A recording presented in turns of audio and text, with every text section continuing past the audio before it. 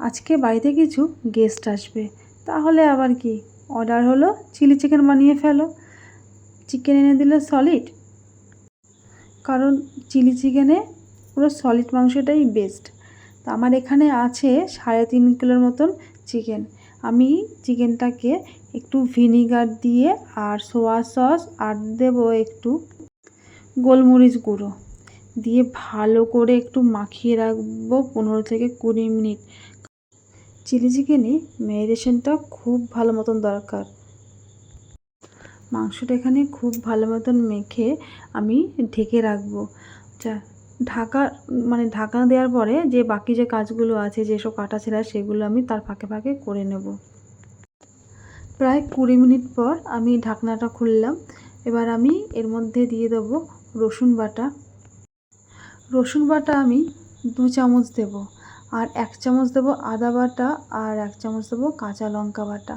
কাঁচা লঙ্কা বাটাটা কে কীরকম ঝাল খায় অবশ্য সেই হিসাবেই দেবে। আমরা একটু লঙ্কা বেশিই দিই, কারণ আমাদের বাড়িতে ঝালটা একটু বেশিই হয়। মাখানোর পরে আবার আমি 15-20 মিনিটের জন্য মাংসটাকে ছেড়ে দেব। 15-20 মিনিট পরে ফিরে আসলাম। তারপরে মাংসের মধ্যে দিয়ে দেবো কর্নফ্লাওয়ার, আর দেবো এখানে 5টা আমি ডিম দেব। আগে 2-3টে ডিম দিয়ে দেখতে হবে, যেহেতু মাংসটা তো আমার অনেকটাই, তার জন্য প্রথমে দেখতে হবে যে 2-3টে ডিম কতটা ঝোল হয়েছে। বেশি আবার ঝোল হয়ে গেলে তাহলে পরে ভালো হবে না। আবার কর্নফ্লাওয়ার তাহলে দিয়ে সেটাকে আঠার মতন করতে হবে। আমার এখানে মাংসটা বেশি বলে আমি 5টা ডিম দিলাম, আর দিয়ে দিলাম কর্নফ্লাওয়ার। এবারে খুব ভালো মতন আবার এটাকে মেখে নেব। তো এখানে আমার মাংসটা মাখানো হয়ে গেছে। এবার আমি গ্যাসের উপরে একটা কড়াই বসিয়ে তার উপরে তেল দিয়ে দিয়েছি। তেলটা যখন অনেক গরম হয়ে গেছে, এবারে আমি এক একটা করে করে চিকেনগুলোকে ছেড়ে ভেজে নিচ্ছি। চিকেন ভাজতে বেশি সময় লাগে না, খুব অল্প সময়ে ভাজা হয়ে যায়। তবু আমার তো এখানে অনেকগুলোই চিকেন, তো একবারে তো ভাজা হবে না, বারে বারে ভাজতে হবে।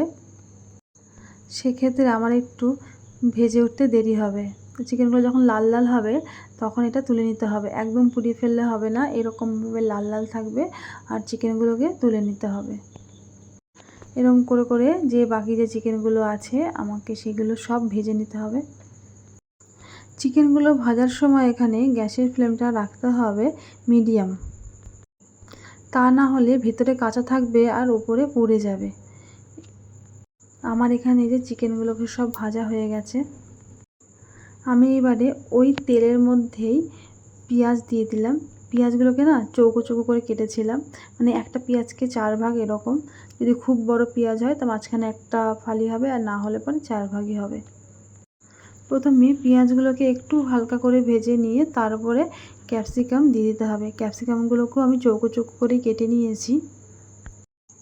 পেঁয়াজ আর ক্যাপসিকামগুলো একটু হালকা করে ভাজা হয়ে যাওয়ার পরে এর মধ্যে রসুন বাটা, আদা বাটা আর কাঁচা লঙ্কা বাটা দিয়ে ভালো করে কষাবো। আমি এখানে 3 চামচ রসুন বাটা আর 1.5 চামচ আদা বাটা দিয়েছি। রসুন বাটাটা সবসময় একটু বেশি দিতে লাগে, আর দিয়েছি কাঁচা লঙ্কা বাটা, যে যেরকম ঝাল খাবে সেই হিসাবেই।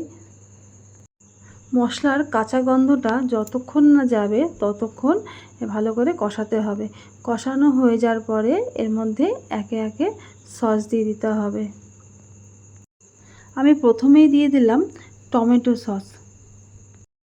টমেটো সসটা দিয়ে আমি একটু নেড়ে নেব যাতে নিচে লেগে না যায়। তারপরে দিয়ে দেবো চিলি সস,